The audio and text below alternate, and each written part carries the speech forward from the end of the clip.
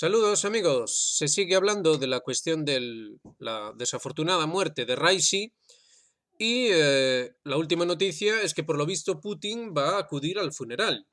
Es algo sorprendente, se supone que va a acudir escoltado por varios cazas rusos, vaya, su avión presidencial. Es algo que ha levantado expectación, puesto que en parte los rumores que circulan es que quizá lo que está detrás de este accidente es el intento por evitar que el gobierno iraní sea de tendencia amigable con Rusia, vamos a llamarlo así, y supuestamente habría preocupación en Rusia en torno al hipotético cambio de gobierno o hipotética primavera que pueda salir de aquí.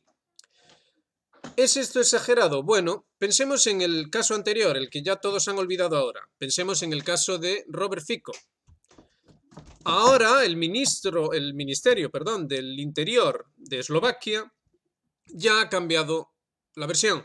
Ahora ya no se trata de un tirador solitario, sino que se habla de que obviamente no pudo haberlo hecho solo.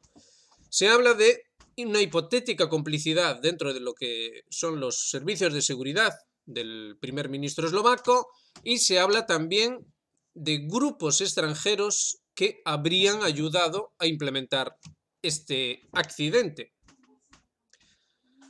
La cuestión, como ven, es compleja y parece que es necesario cierto paso del tiempo para que algunos movimientos se produzcan. Bueno, supuestamente esto que estamos diciendo es una teoría de la conspiración, ¿verdad? No decimos más que bobadas, todo son tonterías, etcétera, etcétera. Bueno, pues veamos entonces el último artículo de Thierry Meyssan.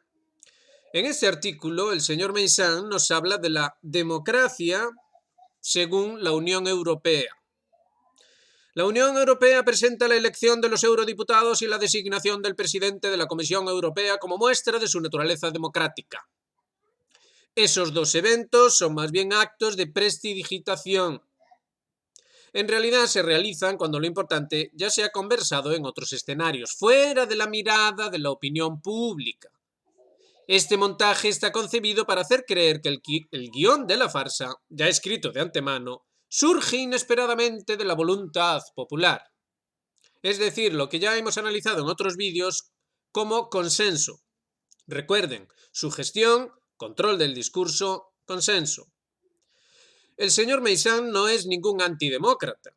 Todo lo contrario, él es un entusiasta de la Revolución Francesa, un entusiasta, por lo tanto, de la democracia, según como siempre ha venido formulándose a partir de la Revolución Francesa. Es decir, una cuestión vinculada a los derechos humanos, no, vamos a ver, Estado de Derecho, esa es la palabra, es la expresión correcta. El Estado de Derecho que en base a una Constitución garantiza unos derechos individuales, ciudadanos, los cuales eventualmente, pero idealmente, se expresarían políticamente en forma de democracia. Entonces, esto es lo que supuestamente nos está vendiendo, nos está transmitiendo la Unión Europea. Sin embargo, el señor Meyssan es un poco escéptico. A lo largo de su artículo recomendamos y mucho su lectura, y mucho, a lo largo del artículo se va viendo cómo efectivamente la Unión Europea no es más que un conglomerado, muy complejo eso sí, a nivel burocrático, que básicamente acaba siendo en última instancia, y en el mejor de los casos, un oligopolio, una oligarquía, y que además está muy vinculada a intereses exteriores de la propia Unión Europea. Eso como mínimo. Lean el artículo por ustedes mismos y valórenlo por ustedes mismos. Pero lo de verdad rompedor de este artículo es el final. Fíjense lo que dice al final el señor Meyssan.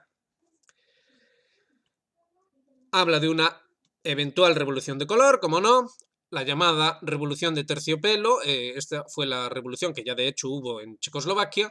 Y Meyssan venía hablando en el artículo acerca de que, bueno, la implementación de una revolución de color, como es habitual.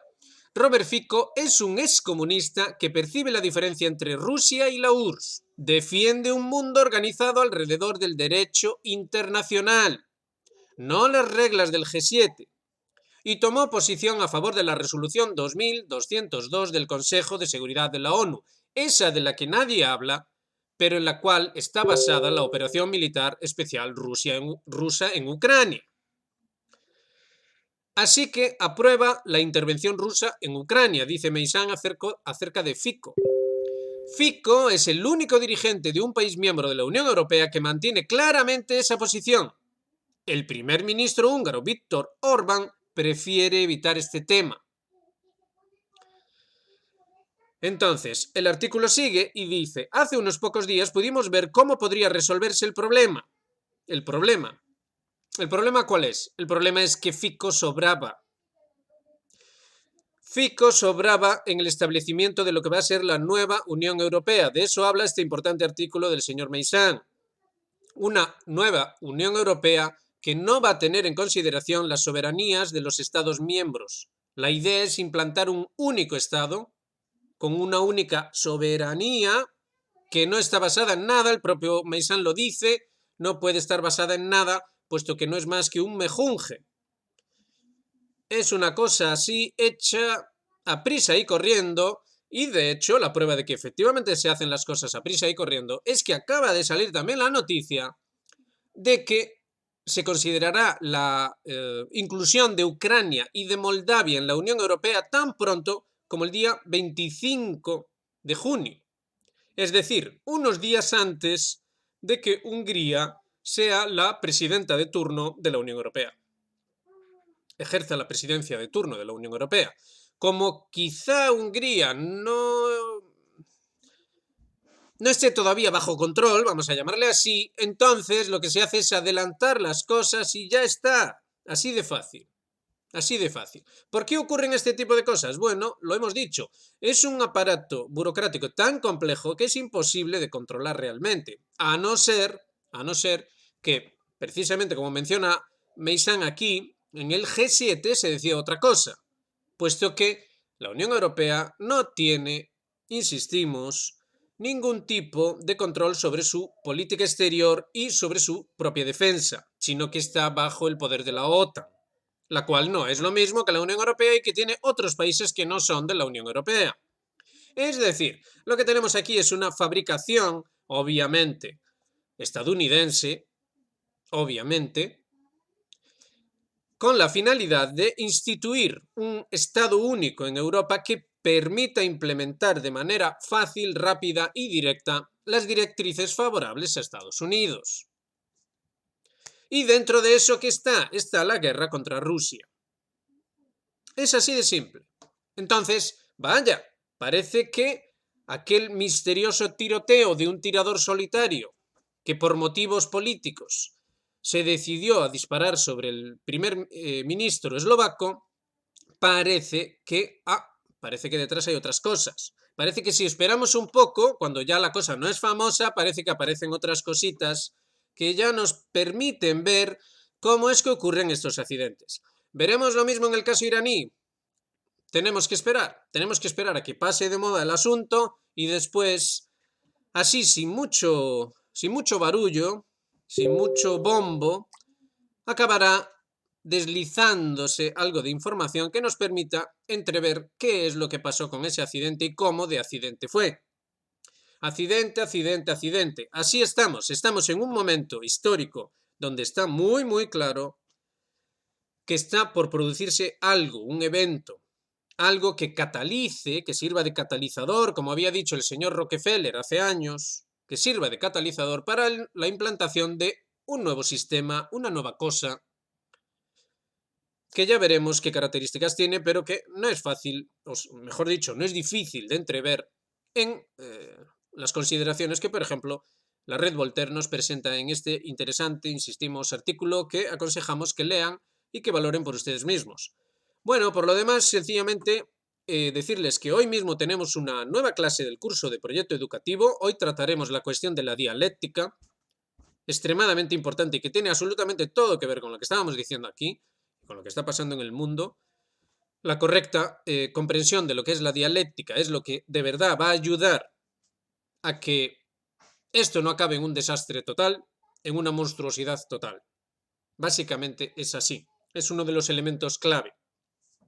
Así que ya lo saben, Para participar en el curso solo tienen que hacerse miembros de Geopolítica Actual en el nivel de estudios tradicionales y así nos acompañarán en este tan necesario esfuerzo intelectual, al cual vamos ya a preanunciar que vamos a añadirle, complementarle con lo que por desgracia no está ocurriendo a pesar de la notoria necesidad, que es básicamente la implantación de una institución en torno a una serie de principios civilizatorios sobre los cuales debería fundamentarse un eventual, no sabríamos cómo llamarle, un eventual estado, país, civilización, lo que ustedes prefieran. Algo que realmente responda a cuestiones serias, humanas, mínimamente intelectuales, mínimamente razonables y no basadas, como hemos visto aquí, en el puro delirio, en, digamos, consideraciones de tipo totalitario y que acaban derivando en lo que solo podemos llamar una dictadura monstruosa y delirante. Es así. En fin, lo dejamos ahí. Como decimos siempre, gracias por adelantado y reciban un muy cordial saludo. Nos vemos en la próxima.